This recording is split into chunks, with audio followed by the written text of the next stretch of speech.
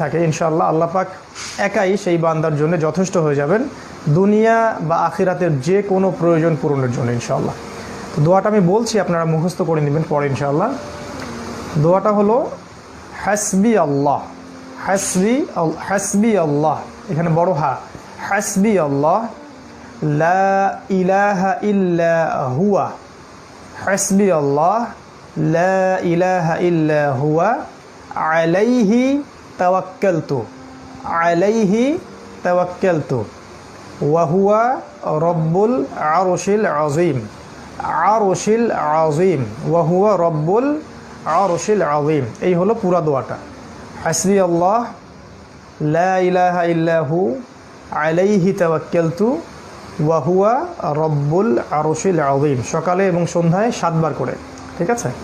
ইনশাআল্লাহ দুনিয়া আখিরাতের যে কোনো প্রয়োজন আল্লাহ পাক পূরণ করে দিবেন ইনশাআল্লাহ।